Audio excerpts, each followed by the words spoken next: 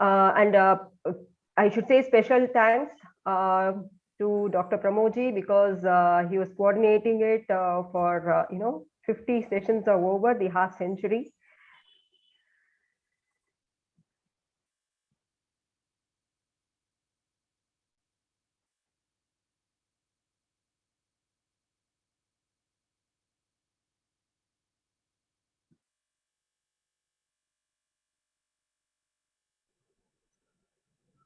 Are you there, ma'am?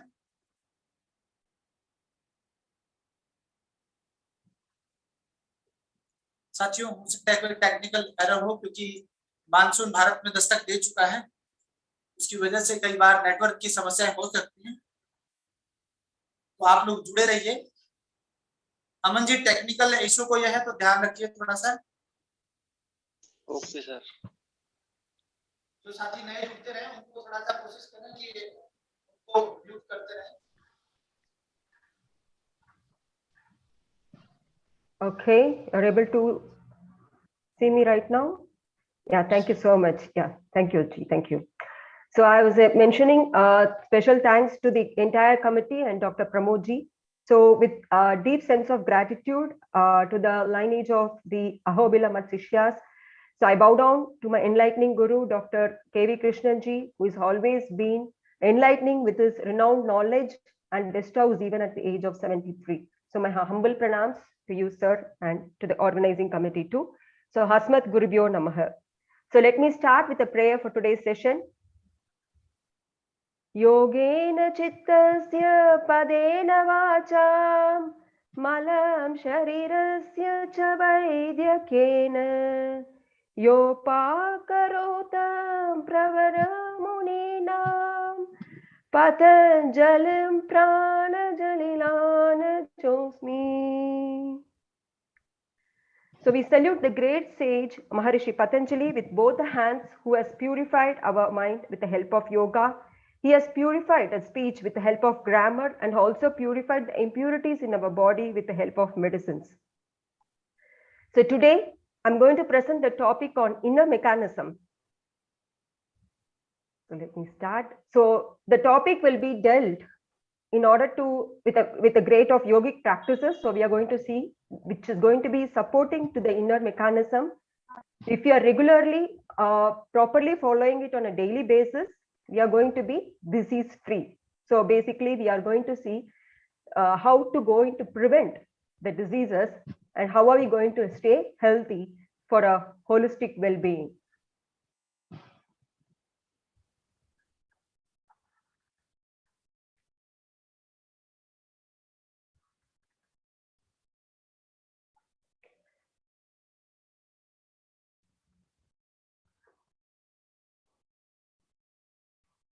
So I just start with the ultimate goal of yoga, which is yoga chitta vritti nirodha, stilling of the mind. As we all know from our Patanjali, great Mahamuni Patanjali, from the Yoga Sutra 1.2 says, we need to still our mind in order to know the reality of the universe, which is attaining the self-realization of an individual in order to connect to the universe. So in order to reach this goal, how one has to be hale and healthy.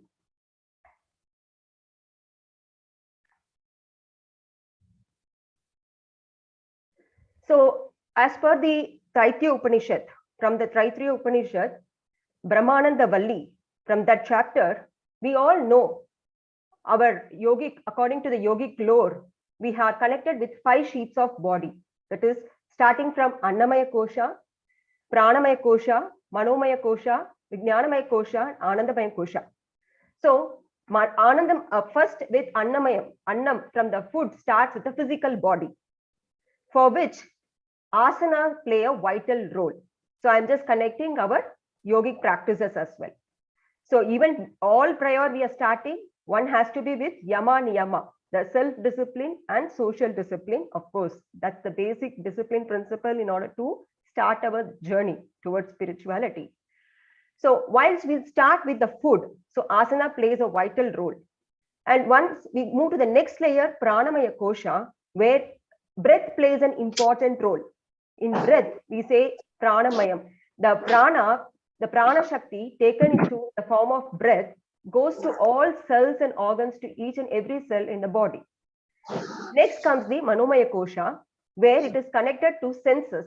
So we see, right? We all our sense organs, our 5 sense organs, whatever we see, hear, we smell, touch, feel, all that. It comes through the likes, dislikes. All these are connected with our mind. So Manomaya Kosha. So for that, we have to, in the yogic lore, we are connected to the practice of pratyahara, withdrawal of senses from the outer world, connected to the inner world, to your inner self. Next comes the Vijnanamaya Kosha. So in Vijnanamaya Kosha says about the discrimination, which speaks about your intellect. So you become the observer of what?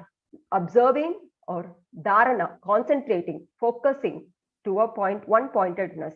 So that dharana comes in the Vijnanamaya Kosha. Basically in science, we have to focus more on the prefrontal cortex, in the frontal part of a lobe, which gives the more intellect part of your mind. Okay. Next comes the final is the Anandamaya Kosha, which is the bliss. So ultimately the Samadhi state, where you form in the meditation state. So that goes to the blissful state where you're connected to the Atman. So this is how our yogic lore connects to our body. So all our yogic practices will touch base on the 5 sheaths of our body. Okay. Now, so as I was connecting to each layer, you could see here in Annamaya Kosha, our physical bodies are made up of the DNA, cells, tissues, nerves, organs, body systems. So these form the body system. Now next you go to the Pranamaya Kosha. See all the energetic fields, the aura, the biomagnetic field, we call it as nadis, chakras, which are the subtle energy in the body connected. So this takes as a this energy takes and then goes to the higher layer. So what we eat, what we are, converts into the higher layer of energy. Goes to the Manomaya Kosha. So in Manomaya Kosha, the daily mind, the daily activity, see about our emotions, feelings, likes, dislikes, the fears, all that, the fight or flight mode, exactly the stress level, everything comes into our mind, the Manomaya Kosha. Vijnanamaya Kosha is the wisdom layer or the wisdom higher mind, where your inner consciousness, inner voice, values, belief system, all that intellect part is in this layer. Finally, thus being with the self, the nature, ultimately gives you the Anandam, Anandamaya Kosha. So we know that learning about all these koshas is only possible in our yogic practices. Why? Because our body becomes more aware when we do physically when we are connected, just not with the external parts of our body, but also internally. So breath is taken into consideration, plays a vital role where it affects both body and the mind. So when you inhale, when you breathe in, it energizes the weak portion of the body. How? By controlling the breath to flow to a particular area of the body. In a way, we say we become awareness, more awareness, focusing on that particular portion of the body. You become more, Prana Shakti gets into picture, and therefore you are focusing and energizing that particular portion of the body so that you are free out of the diseases. So, and also each movement is being coordinated. Why? Because while you inhale, you are just stretching. While you exhale, you are just contracting your muscles. So when you do that, you're not only coordinating, you're synchronizing both your bodily functions too. So where your mind and emotions too gets attuned to it. Now, our human body is in physiological functions. Our human body, according to Ayurveda, yata pinde tata brahmante, yata brahmante tata pinde. So what is there in the universe, it is there in our body. What is there in our body is there in the universe. So we know the Panchamahabhuta, the 5 basic elements, which is Akasha, Vayu, Agni, Jala and Prithvi. So Akasha, Vayu connected to Vata, Agni to Pitta, Jala and Prithvi to Kapha. So all these three doshas in the body should be in balance in order to maintain the good health, good state of health, when we say the homeostasis of the body. But if there is an imbalance of doshas like vata, pitta or kapha, then there you're prone to diseases. There is an imbalance of dosha gives to the imbalance of your imbalance. Therefore, according to that, you have the variation of diseases.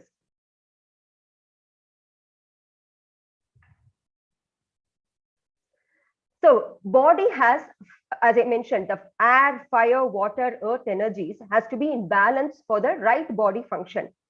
Now, if they are disturbed, sickness would set in. Now, how this fire energy acts in our body in the form of metabolism in the terms of mitochondria. So we say each cell is getting energized in the form of chemical process, producing energy to sustain life, and that cell which we are talking is called as mitochondria, which acts as a fire energy to produce energy to our entire system, which what we eat is converted into a chemical substance called in the mitochondria cell, where when we are fasting or when we are not having enough food at that time, this particular energy is revealed from our body. For air, we resist on the oxygen. Water, we know the water what we intake. And earth substance, it is solid things which is formed by the plasma and membranes in order to connect the organs, tissues in the body. The empty space in the vacuolus inside that particular formation of the tissues is called the space.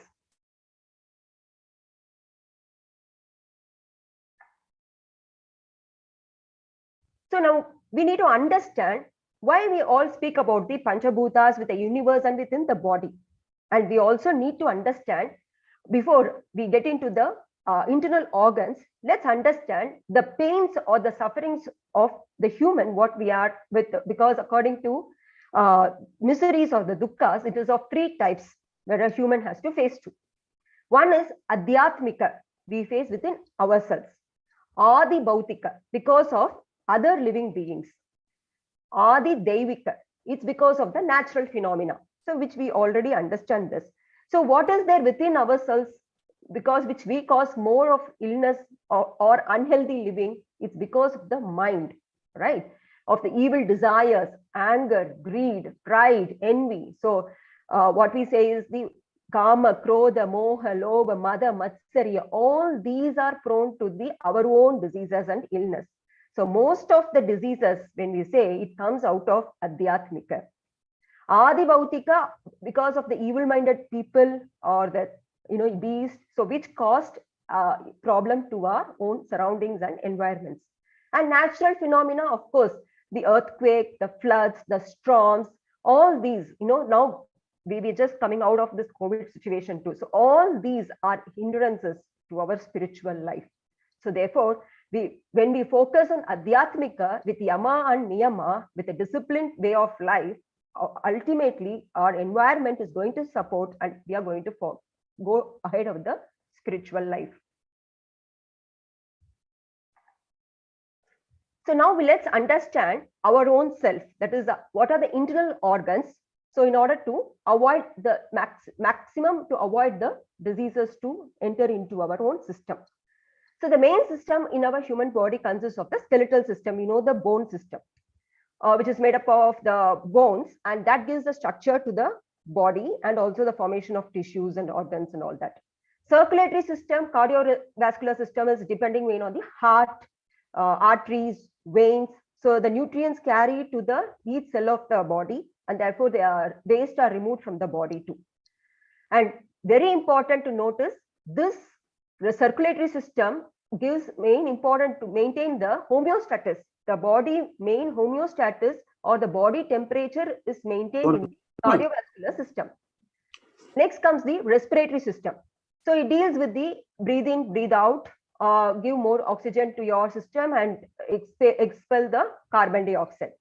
Digestive system, it deals with the gastrointestinal tract. What is that gastrointestinal tract? Starting from your mouth to esophagus, stomach, intestines, all these it deals with it. And excretory system, of course, eliminates the waste products. Now, endocrine function, it influences the bodily function through hormones. So when your hormone is intact, in good secretion, not less or more, then you are prone out of diseases. Integumentary system, it deals with your skin, hair, nails, sweat, all these, and exocrine systems. So whichever in the epithelial cells, the surface of your body, it deals with the exocrine system. Immune system and lymphatic system, of course, very important, because it basically defends the pathogens in order not to harm your body. Then comes the muscular system. So muscular system, basically it helps in the movements of your muscles to the body, so that the body can move. So that's how we say be more flexible enough, not just physically, even through mentally too. So you nervous system, the nerves, so through perception, I mean through the visualization, through senses, we get the signal from the brain to each part of our system, through veins to each part of your organs. So this helps us to act in a situation, whether any physical action like fight or flight, under the stress condition, what action is necessary to take place through nerves impulses. So that gives into from the nervous system. Renal system or urinary system. So what happens here is the kidney purifies the blood and only passes the excretion, that is the urine, to the urinary outer system. Reproductive system, of course, it is the production of offspring. So now, as we keep seeing the internal organs, now we are going to dive deep into one particular system, which is called the biological or organ clock, comes from the cardiovascular systems or the circulatory system, which we say the circadian rhythm, which is a very key factor, helps in physical, mental, and behavioral changes that follow the 24-hour cycle. So it influences the vital organs of the body. What are the major functions? So what time we eat, what time we drink, what time we go to sleep, what time the system functions on digestion, what are the hormone releases, and what is the body temperature. So normally it is 98.6, if I'm right, the Fahrenheit, or 37 degrees Celsius, one to maintain a normal body temperature, because we should be well versed right now. Often we see the oxygen, what is the oxygen level, and heart rate, pulse rate, all that. So now with this biological clock is very important to maintain the internal process which regulating the sleep wake cycle. Okay, so and it is also ensures the proper timing of the cellular or metabolic events or patterns happen at that particular time. Isn't it that interesting? Because our physiological process happens that when a person typically rises early in the morning, eats proper timing food, that is the breakfast, lunch, and sleeps at the proper time, then is a perfectly maintaining a healthy body. Okay, and of course, not just mere eating, but also having the proper mindset too. So it is being connected with our heart, right? So heart is the Anahata chakra. What is the basic quality of an heart? It's basically compassionate, love, joy, the kindness. All these comes from the heart. That's why we say when Atma is connected to our heart, because it doesn't know to harm. It only knows to give, enjoy. Even when yourself you're being enjoyed, when you're happy, enjoy, contentment, fulfillment, and you're going to keep your surroundings happy too. So that is why the mantra Yam is very powerful, comes from your heart chakra.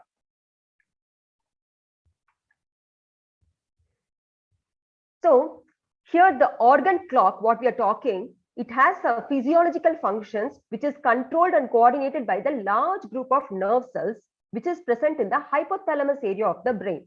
Okay, where it's called the SCN or suprachiasmatic nucleus or the master clock.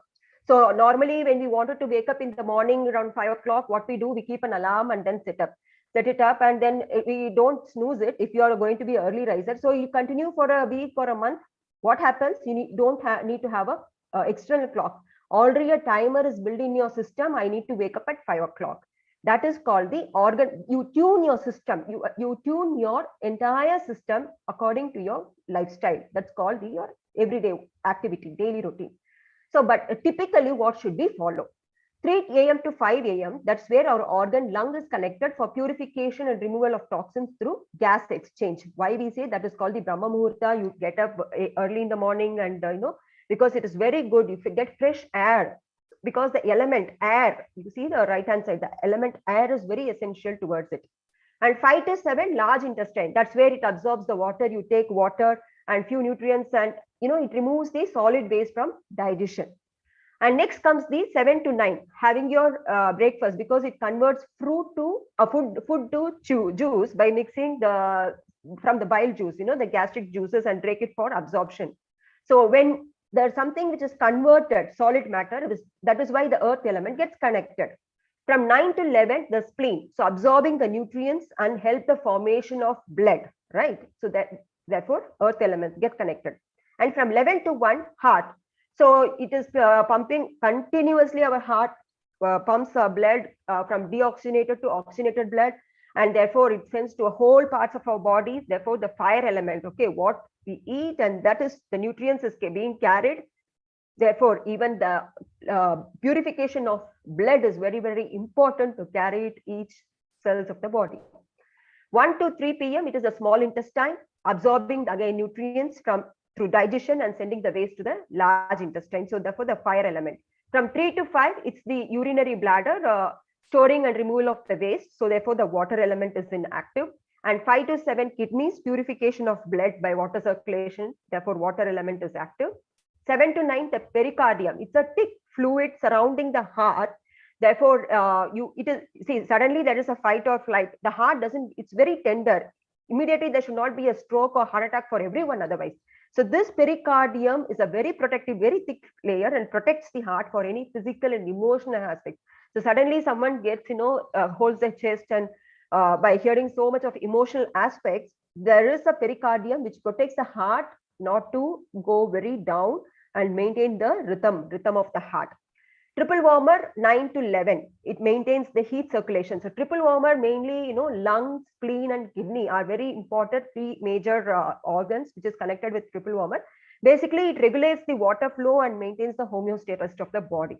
11 to 1, very, very critical. It is the gallbladder, stores and send bile for digestion of fat in the food, because simply eating the fat also should be, it has to be converted to equally and be segregated in wherever is required. Otherwise, it creates to obesity. So the akasha. And 1 to 3, it's again liver, storage of nutrients and removal of toxins and segregation of bile. Why I'm showing this particular picture is very important for our own system to function. We know how a car is functioning. We know how a two-wheeler is functioning. We know many gadgets, mobile, how is functioning. We know how our system is functioning, if any, but how do we know our own system is functioning? How is it functioning? So this is the entire. It doesn't mean that lung is only functioning 3 to, it is active in that, even more active at that particular period of time. Therefore, that is why our hypothalamus area, it not just only helps in maintaining this rhythm, but also helps in the entire endocrine functionality. Every system, the nerve impulses comes from the brain. If your proper circadian rhythm is functioning properly, then you don't get to any prone or diseases. So ultimately, one important point I would like to say from here is the melatonin secretion of pineal gland is maximum from 11 p.m. to 3 a.m. That is why you see wherever, even in the temples or whichever places you go, the store or everywhere, everything it closes before that, and everybody ensures that you go to hit bed at least before 10 o'clock or by 10 o'clock or 10:30. So from 11 to 3 is what your melatonin secretion is very, very important, because when we are born with that tiny, small peanut-sized pineal gland. And when we are going to the maturity stage, the puberty stage, it's from there the pituitary gland dominates our functioning system. And that is where we go into the world of Maya, and we are not more child. No, we are not more of a child, where we understand the God's nature or the nature's behavior, or whatever we say, the consciousness or the Brahman, whatever we wanted to get into the spiritual path, we are unable to, because we are no more connected with our pineal gland. So, but that hormone, it still secretes, only that is a stipulated period from 11 p.m. to 3 a.m. So do ensure you're not working in shifts and you work properly in a normal shift, and go to bed 11 p.m. maximum. You have to finish your dinner by early dinner by 7:30. Some people even take it by 4 o'clock or before sunset, or by sunrise, which is 12 noon, they have the food. So one time eating yogi, 2 times bogi, 3 times rogi. So we need to understand which category are we right now. All right.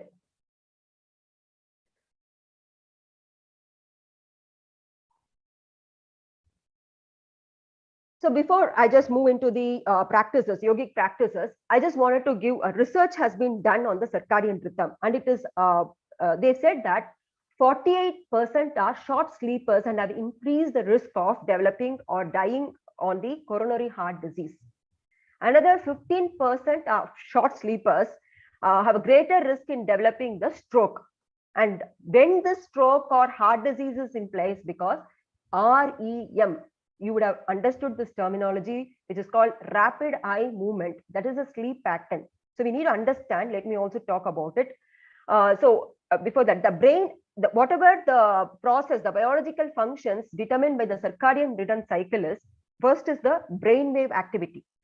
The next is the hormone production, cell regeneration. So we get a wound, right? The wound gets healed by itself. How? Through this particular timing. The circadian rhythm cycle, when it is proper, then the cell regenerates and heals by die cells. So there were a study also conducted in the fruit flies.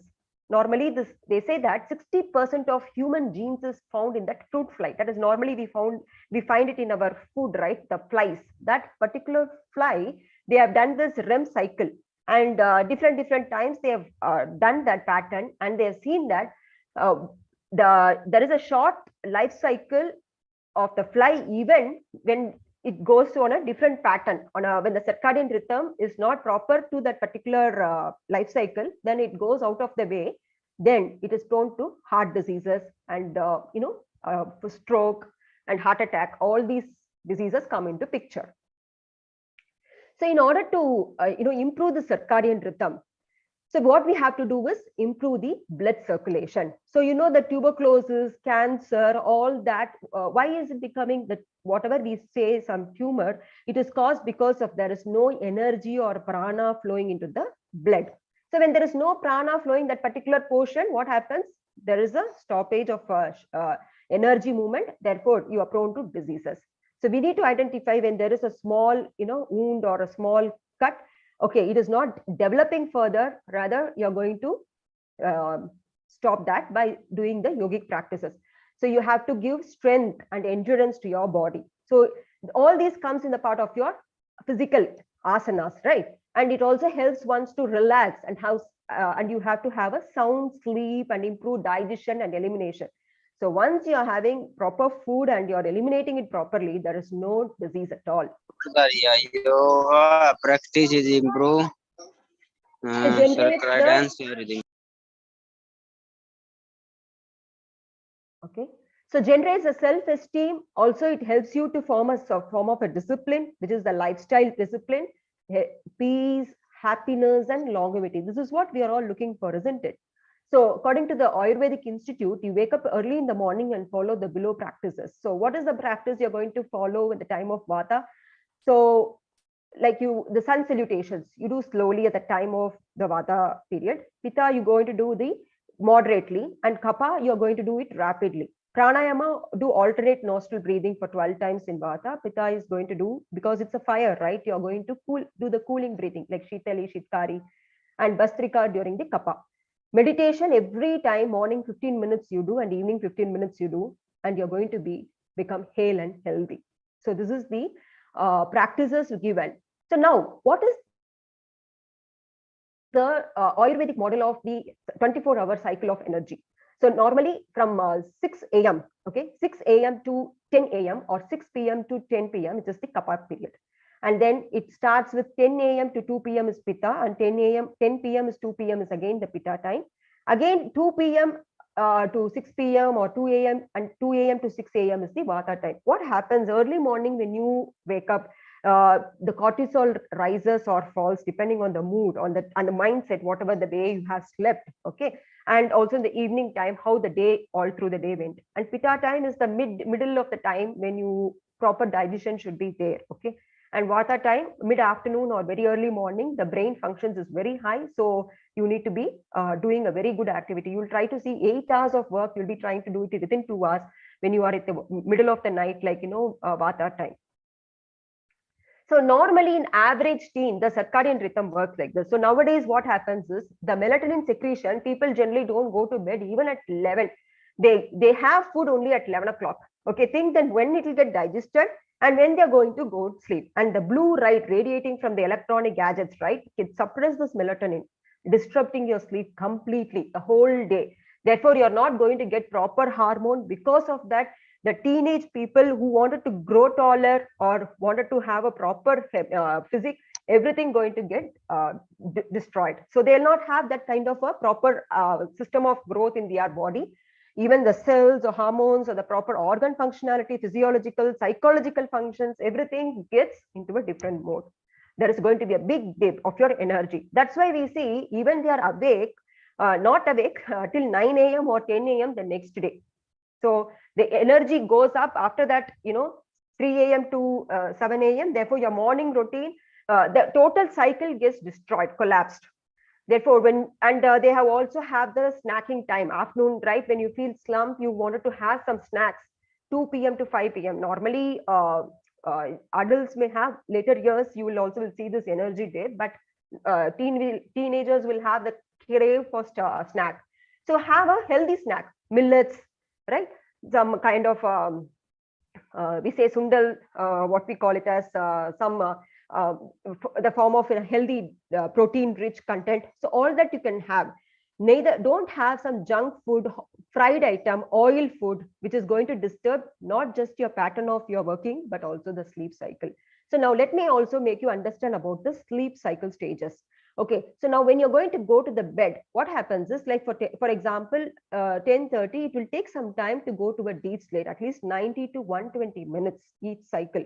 So first you'll have you'll just start to feel drowsy, or just you'll feel to have a sleep is begun. Then you'll have some stable sleep, okay, where chemical blocks are seen. It is going to block your other chemicals, just only the sleep. You're going to have a very good sleep.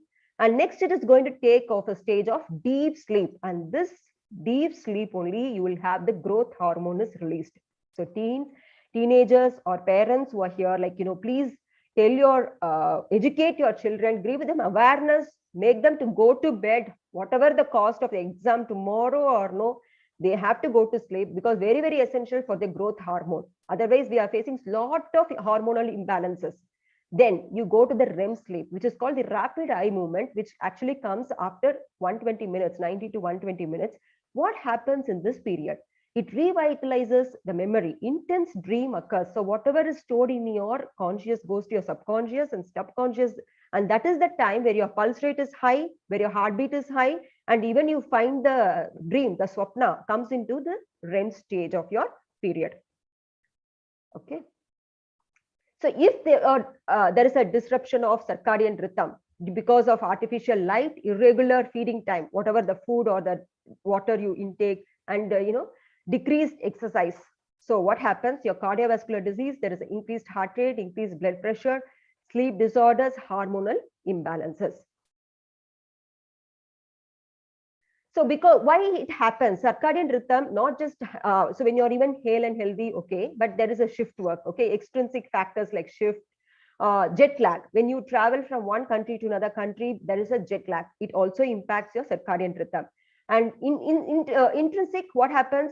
Gene mutation. So because of that, your DNA is also disturbed, okay. Aging, it impacts. Metabolic cardiovascular diseases like diabetes, metabolic syndrome, hypertension, cardiovascular diseases, all that comes into picture. And neurological, psychological problems too, like depression, poor sleep quality, Alzheimer's disease, Parkinson's disease, all this play into the picture. So I'm going to show you the ECG report where, because of the, see the heart rate 182, the timing is 1:59 a.m. Okay, and now you see how the heart rate captured in the ECG, and because of this, there is a heart attack, severe heart attack, which is called as the you have to do immediate attention, high heart rate, abnormal ECG. Okay, So immediate medical assistance was required for this patient. And why it is happening? Because there is no ambient temperature, meal time, stress, no exercise, lack of sleep, all these. And why only coming into that particular, whenever you heard of a heart attack, mostly it comes between this 11 to 3 only. Why? Because that is the time you're not giving enough time to sleep, and it is especially happens during your REM cycle. And if the REM cycle is not properly regulated, or if properly regulated because of something, the psychological function also, it does happen. And you have to note the time here, 11:13 p.m., where again, it is leading to a abnormal rhythm of heart rate because of the poor sleep pattern. See, as an youngster, you may feel, okay, today I'm healthy, why not? But it is going to impact your longer journey in your life. You are going to write the book, your own book. You're the author of your book. It is you, up to you to end it at 50 years, 60 years, 70 years, or even 20 years. So you have to take a proper adequate sleep, food, and proper the follow your circadian rhythm, bodily function. If you feel I don't like this food, it is giving disturbance, don't take it. You cannot force yourself to take any internal system or external system, whatever it could be. Okay. So now, as we have also covering about the the asanas where you need to give more attention. Now we're also going to see the pranayamam. How is it helping scientifically? Okay.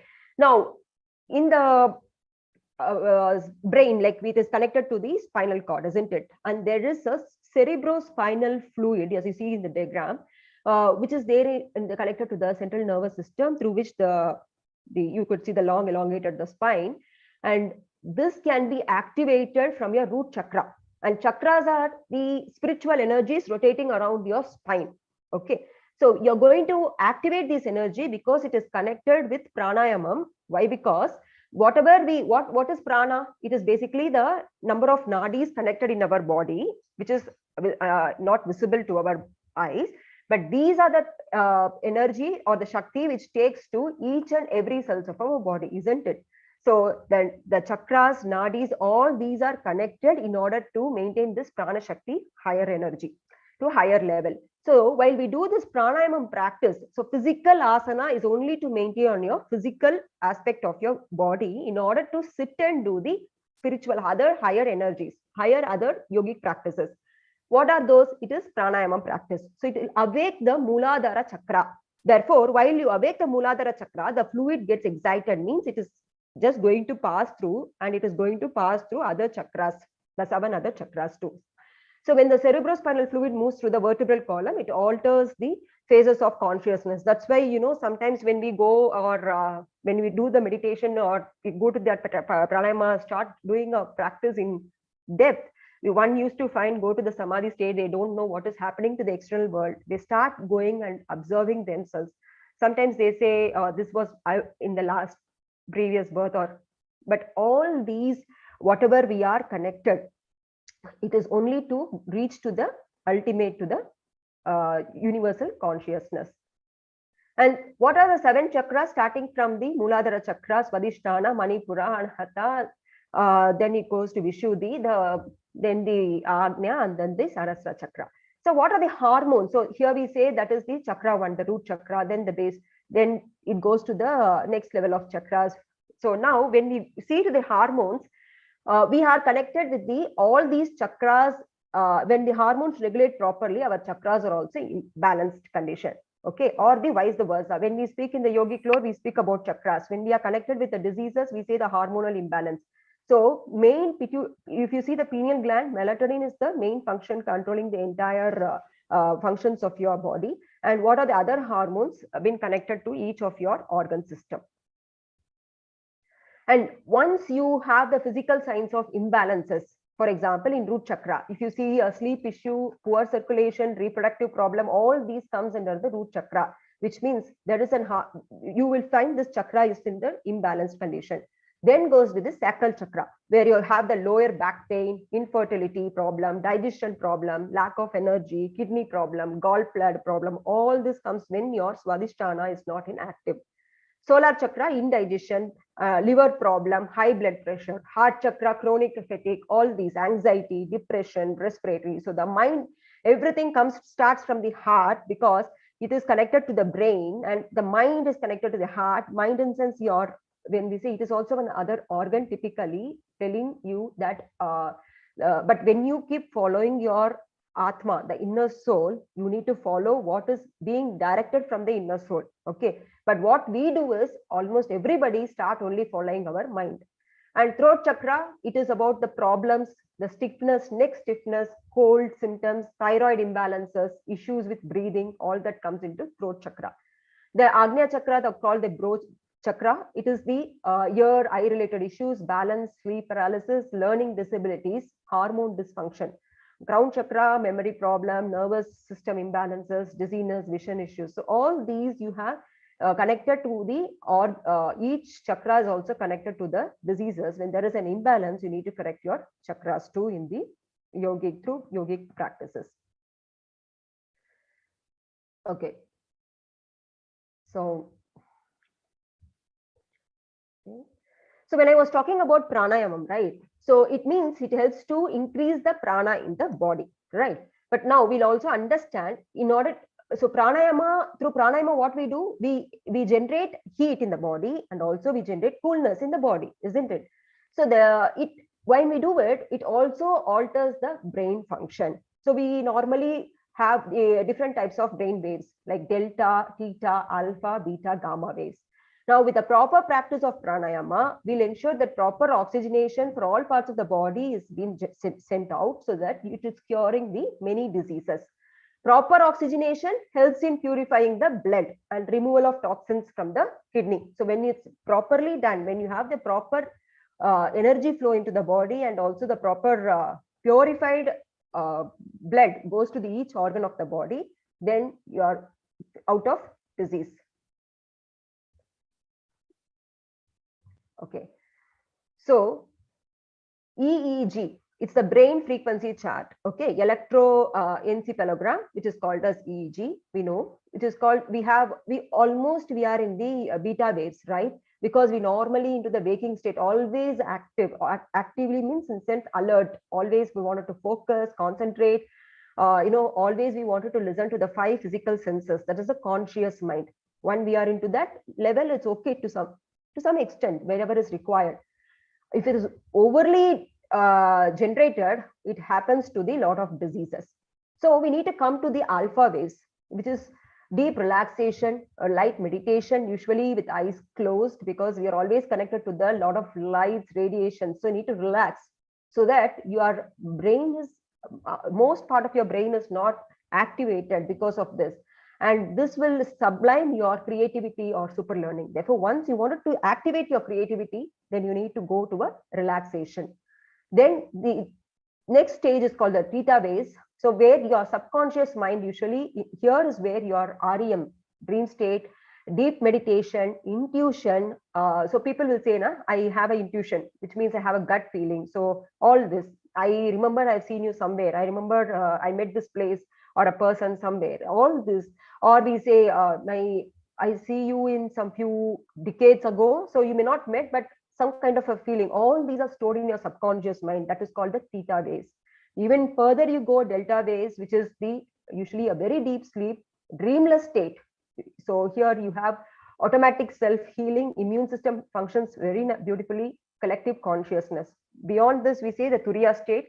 So that is the samadhi. Beyond this, so jagrat, what we are in the active state, swapna and shushupti, which we say it in our 4 states of, we say in yogic lore. So now we are going to see how these organs and emotions are connected. Okay. Now, when you create a hate and impatience towards someone, or even within you, then you're going to get impacted with the heart and small intestine. And when we are connecting with your worry, always worrying and always getting anxiety with out of things, then you're going to be impacting your spleen and stomach, pancreas too. Now, when you have sadness or depression continuously, it is going to exist the lung, large intestine.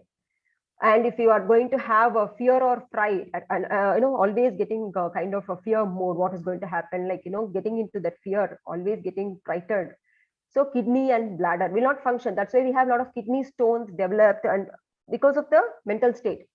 And you have a lot of anger and frustration, so liver and gallbladder. So all these emotions, right, gets connected with us through a state of organs, in a state of expression, and also in the state of symptom. How, for example, a person is having insomnia, palpitation, unclear thinking, doesn't have a clear thinking or decision making. But what is the symptom you see in that person? Very happy, seems very, very happy from outside, but they will not relax inside their mind. Okay, this type of person, they cannot even stop talking. They'll keep on talking from whole day, from morning till that, but there is no point in value in their talk. Okay, so for such people, there is a over excitement. Okay, and their heart is the main problem. Heart is a connected organ, is the heart, which will cause them a lot of problem, and that will lead to fatigue. So now what you're going to do is counterbalance through calmness and meditation. So whenever you see heart is connected, we say a lot of them to get relaxed. Any heart patient, cardiovascular disease, okay, you relax. Most of our therapeutic ailments or these procedures is going to get them calm down, meditate, or relaxation. So a person who is having over anger, what is their expression? Maybe resentment, frustration, rage, all that. So what are the symptoms they may have? A blurry vision, dizziness, headaches, mainly because on the top of their head, they'll say, I don't know, like then the high blood pressure or pain in their ribs and all. Okay. So you need to console, comfort them, do a kind of a relaxation. So when you say a person having more of energy drop, so they are in fear, right? So they'll then they cannot create energy inside their body because they need some external motivation force. So then the counterbalances, you need to have them, don't fear. This is what it is. Okay, this is how things will go. It will improve. So you need to give a logical expression to them, and also you have to relax them. The symptoms, the deterioration, there is a deteriorating of the digestion and issues in hearing. All this keeps starting with their emotions. And you also see a person with having energy scattered, like you do one thing, another thing, another more, one more thing, because they are in a lot of shock or, kind of a thing which cannot come out of the emotion. So they are very confused, lack of courage. Their muscle or tendon becomes an issue for them, can't move, they are paralyzed, or, because they are not aware. The shock is not making them awareness of that particular moment. So do them, they make them become aware, and let they become more do meditation. And if you see, mostly people who are sad or no energy level decreases gradually, okay, not at one instant, gradually. So excessive crying, keep on crying, tightens their chest, shortens their breath also. So these people leads to asthma. Okay, asthma, frequent cold, skin problems like psoriasis, eczema, and also they have a problem with circulation. And we need definitely for them to practice pranayama. So pranayama, it depends on all these, every one individual have the variations. So we cannot teach the same practices for everyone. So we need to ensure what is really relevant for individual to individual. So again, if you keep on worrying, what next? So energy is out of control. You cannot, streamline your energy into one particular or focus it, right? So you feel fatigue, you feel very tired, memory issue, can't remember anything, you become poor appetite. And therefore, what you do binge eating. Keep it, sometimes you also become more obese, or you become a lose a lot of weight. People will think, oh, I lost more weight. No, it is because of your worries. So poor hair, nails, all that skin, it will reflect into your external system. One thing, when our internal organs are healthy, we'll have a very good, integumentary system or the exocrine system, like skin, hair, nails, all that. But if you're internally not, you have a problem, then definitely the last organ or the first organ to implement or to see some diseases is basically your skin, your nails, or hair. That's why we have a lot of skin and hair problem, because these are basically the waste materials from our body, right? Either skin or hair or nails, it's a waste product. But that is where we see the lot of brittleness or weakness happens, because of the energy is not transferred or nutrition is not carried to each part of the body. Because of that, we also face a lot of constipation. So proper diet and nourishment is also essential. So now pranayama we saw, asanas we saw what is the science or how it is going to help in what forming the inner mechanism, the key points about it, pranayama key points, the science behind it. Now we also will see about the mudra. Okay, here mudra, what is mudras? See, normally when we are sitting, we are just relaxing, we can keep our hands in one or the other form, right? So basically it is a specific hand gesture and position. It acts as a lock to guide the energy flow and it reflects us to the brain. So each portion or each fingertips are actually circuits which is connected from the universe, and we are receiving that energy to get it into our own form of a system. For example, when we saw the lung, right, when we want to inhale the energy, which most oxygen is, it has been abundant in the universe. When we wanted to get that kind of energy, we are going to practice, sit in the form of a mudra practice and then gain that energy, because we are generating that energy in the form of a circuit, and that circuit has to be revolved within our body, within our body, within our body. Energies cannot be scattered out. That's why we do the mudra practices, right? So in mudra, there are various curls, crossing, stretching, touching, all that it is there, right? So normally what we do, we'll just touch for a mudra, or we press and we touch. Okay.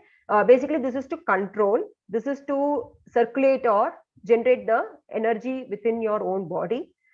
Suppose the vata is high, then we have the mudra, which is for controlling that vata, and the air energy or fire energy. So like that. And similarly, why we do namaskara? So we do this is Anjali mudra or the namaskara mudra.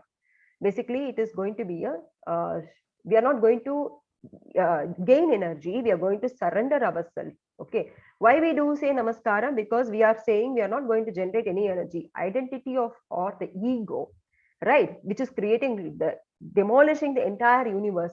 So just to be out of that ego, we always say that Anjali mudra, pranams mudra, because when both the hands gets joined, it is getting short circuited, isn't it? As a physical and law, like when we positive energy just touch its own negative, it is becoming a short circuit. So you're just having that energy saying that I'm grounded.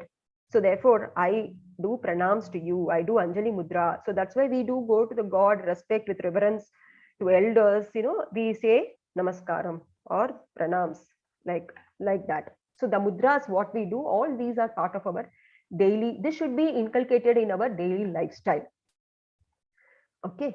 So the fingers corresponding to different elements, we know this is for Agni, the thumb, finger, Vayu for index finger, Akasha for middle finger, Prithvi for ring finger, and the small finger for Jala or the water. So now we know, like, these are some examples given here. So Vayu or add, like, if you wanted to join the tip of your, so you see that while controlling the Vayu, you control it with the fire element. Therefore, what happens, basically it eases the Vayu diseases, sciatica, Parkinson, paralysis, cervical spondylitis, knee pain, all that. Then if you connect with the tip of that, it boosts, that too with, especially with Akasha. Then what happens, intuition gets boosted and alertness becomes more, increases your calcium content and makes your bones stronger. And therefore, any related problem or related heart problems like blood pressure, all these are going to normalize. Okay. And Prithvi mudra, like when you see there, it actually removes your weakness, it reduces your digestive related issues, clears toxins, makes you internally very happy, kind and thoughtful. So Varuna mudra, like we have Varun, like tip of your finger, of your little finger and your thumb joined together. So what happens? It helps in balancing the water content in your body. Therefore, it helps in diarrhea, dehydration, gastro problem. And also it purifies the blood, skin diseases, psoriasis, itching, ringworms, all that. And because a lot of water is not there, therefore you need to balance the water. Agni, right? You wanted to sharpen the center of the thyroid gland, reduces weight, cholesterol. So what you do is you close your earth element, which is your ring finger, and then place your fire, Agni, in form of it. Therefore, what happens? There is an immediate relief from the ear pain. Suppose you are traveling in the flight and you have your closed block, so immediately you do this Agni mudra, and you will see that you will find immediate burst from you. I mean, your blockages are cleared and you cures your numbness and eases your vertigo problem, improves clarity of voice. See, these things doesn't mean that if you have a problem, you do it, but you can do it on a regular basis. For each individual, I have something, okay, I'll do this mudra for some time. For say, let's say 15 minutes or 10 to 15 minutes or 7 minutes, depending on your the way how long you can maintain it. Okay, so if you keep doing that, you will see the energies is getting revolved and you feel that particular portion of your body is also getting activated. Therefore, the 4 attitudes, which is called the parinama chitta, the effects of the mind, which also remains unchanged in the mind. Okay, so according to Patanjali, sage Patanjali in Yoga Sutra 1.33 says, Maitri Karuna Mudito Pekshanam, Sukha Dukkha Punya Punya Vishayanam, Bhavanatas Chitta Prasadanam. So it's very beautiful, and everybody would love to have this in their presentation because it's very needed for the hour. Cultivate the attitude of friendliness towards the happy, compassion for the unhappy, delight for the virtuous, and disregard towards the wicked. So these are the mind stuff. This is a very, very beautiful quote, and in order to keep ourselves undisturbed and also the environment undisturbed and calm. So therefore, you need to follow this particular Yoga Sutra in your day-to-day activity. So the 5 principles of yoga for a healthy well-being: Yuktahara viharasya, yukta cheshtasya karmasu, yukta swapnava bodhasya yogo bhavadi duktaha. So it's a very beautiful sloka from Bhagavad Gita. Says like, one who is regulated in its habits of eating, sleeping, recreation, and work can mitigate all material pains by practicing the yoga system. Therefore, yoga is the journey of the self, through the self, to the self, Bhagavad Gita.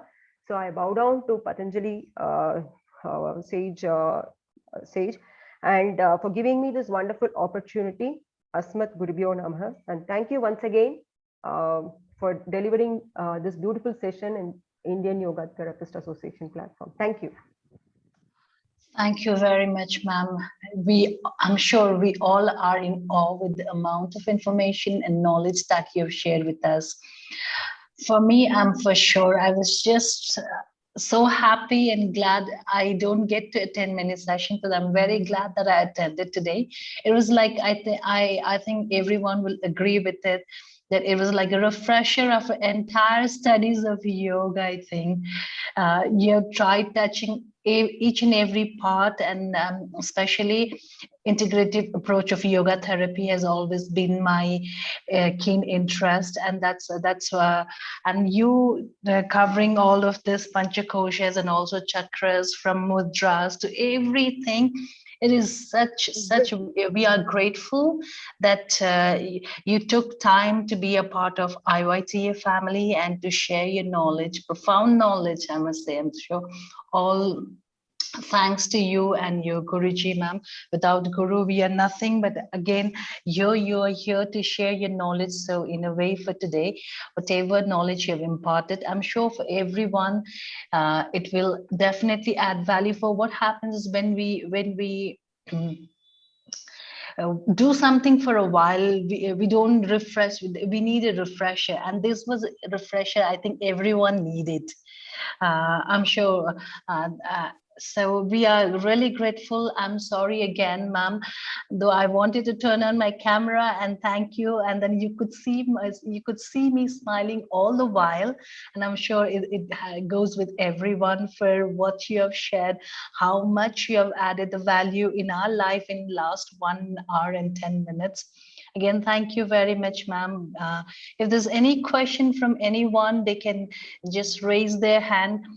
And before I even go there, I think there are 2 chances where there will be no question. Either if you've understood everything, or one thing is you have not understood anything. But I'm sure, I'm very confident today, it could be first reason that you've understood everything, because me myself, I had many questions that I wanted, and I was just noting down the question. And while I was just noting down the question, I got to that you were already sharing us the answer as well. So when we were studying, we had this thing called buzzing bee. Our professors, they used to say, wait till the end of the session. If you still have that question, then that will be your question.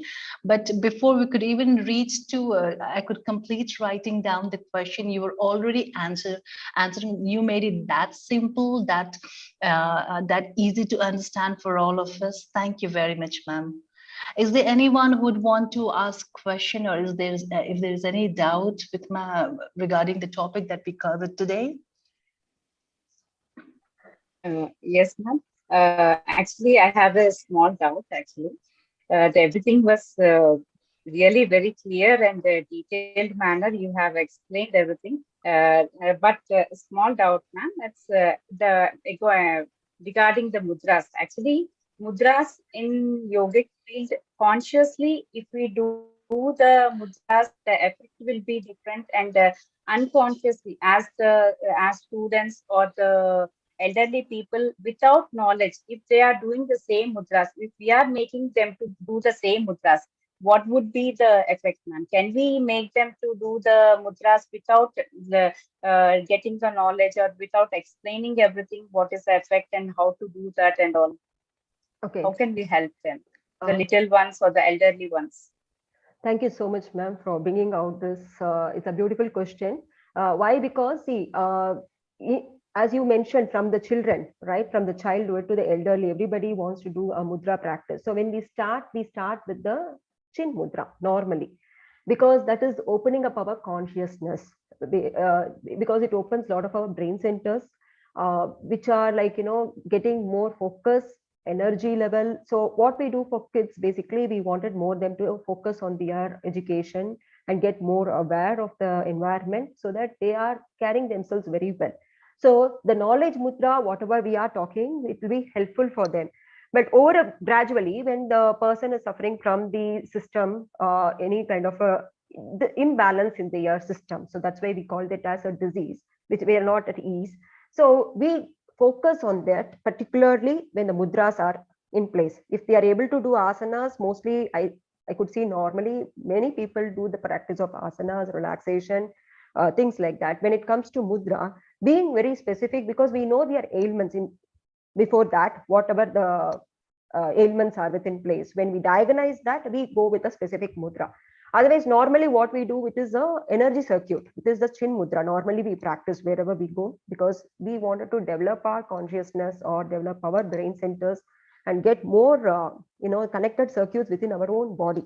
And also our fingers are all connected to each and every organ of our parts of our body. So that is where we have to control certain places. When they say, okay, they start doing the mudra, which is not going to have any impact. Normal chin mudra, which we say knowledge mudra, it's not going to have any impact.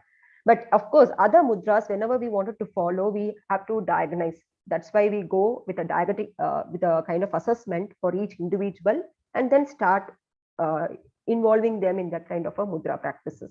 So anything which goes beyond, say, 10 minutes, 15 minutes, or even beyond that, definitely it is going to give the other side effects, or which means they are going to either, it has to be done in certain intervals, like morning 10 minutes or evening 10 minutes, not continuously for an hour or so, like we sit and do together, mudras especially. So that will go case by case basis. But in general, we are using the knowledge mudra, which is the chin mudra, to that will be as a neutral, like neutral in sense, we are going to enrich our consciousness, like the knowledge part of us. Therefore, that is not going to make any harm as long as we are doing it. Thank you, ma'am. I hope I would like to ask one more question. Yeah, please. If anyone is having questions, I'll just give them chance. Otherwise, I would like to ask ma'am one more question, ma'am. Ma'am, actually, everything you have told just in the session, it was pretty clear. But only thing is that dealing with the teenagers or the nowadays the competition level is high, but the IITs and all courses and all. Then the students, it is what they are facing is they are unable to balance between the studies and the sleep and the stress management. How that can be, how we can help them to manage that. The timings, actually Even I am facing that problem. Even my kid is in architecture first year. That field is it's like always at the nights they'll be waking up and doing their projects and all. Whatever I am telling, she is not able to understand. Actually, the mind, what the mindset is, they have to submit the project. That will be there. Nothing more than that is inside, going inside their brains. How the sleep is important to them. What you are telling just now, that in a younger age they won't be facing any problem. As the age goes on, we will start realizing the problems, and after the 30s or 40s, the problems are occurring because of the early lifestyle. How we can motivate them, how we can explain them what is the pattern, how we can manage that sleep pattern. See, simply, very simple. This is to make them really awareness. Make more awareness. See, the way of our life, Sanatana Dharma, whatever we usually ask many questions, and we also get listen and get more of awareness. Okay, this is how it has been done. This is what. So more of made to listening practices, like we should enable them to, in a way that focus their attention towards us on bringing the awareness. See, if it's okay, you're doing it one day in a period on a project, okay. But what happens over a period of time? So that kind of awareness should be educated, not just within the the family community, whatever within our family, but also it should be as an environment within the schools, giving more awareness on health related issues and aspects. So when we have moral classes or value education or system like that, so more of this kind of a projection should be kept on, like audio visual, or what happens kind of a person who has not done that and who is suffering. So when we give them more practical oriented approaches to them, by late sleep or late waking up and not having the things on a right time, this is going to impact. So only thing is we have to create more awareness. Okay, the awareness could be in any form, not simply by talking with them. It can be good of a video, it could be also an audio, it could be the way whom they like could talk to them, or it could be in the form of a playing mode also. So that's why we have a lot of kids yoga, which is coming up very well, right? So where in fact even I have taken many sessions on that, where we can bring in the academic, like whatever they are teaching in the form of a yogic way, so that they are practicing it, and also they are doing that session in a very sportive manner, and they are looking forward for such kind of sessions to audio visual mode. And they are also have part of assignments too, where they can also work on it and ensure that. So slowly only we can, gradually only we can try to do, if it is a long time. So otherwise, if if you say the next person, if the next door someone has happened like that, immediately we become fear. Oh, I should not do it. Only after seeing some emergency, then we become very attentive. Otherwise, our mind says, okay, this is not going to happen for me. So such kind of awareness should be brought into their mind, and that has to be very strong. They have to follow their regimen daily to maintain their own disciplined lifestyle. So that is where the yama niyama comes into picture for children. Thank you, ma'am. Thank you. Thanks a lot. If anyone is not asking any questions, do you have any questions? That session was really wonderful, ma'am. I would like to thank Vice President of Tamil Nadu chapter, Uma ma'am, on the behalf of IYTA family, for taking the time out of her busy schedule to take this knowledgeable session on the inner mechanism. We are honored to be present here and learn from you, ma'am. Today's session has been a wonderful learning experience, and we would like to learn more from you, ma'am. And really, I appreciate and really I thank ma'am for taking time from your busy schedule and explaining us in a very detailed manner. Thank you, ma'am. Thanks a lot. I would like to hand over the mic to Pramod sir. Pramod sir. Pramod sir, are you there? Yes, ma'am. Yes, ma'am. Yes, ma'am. Can you hear me?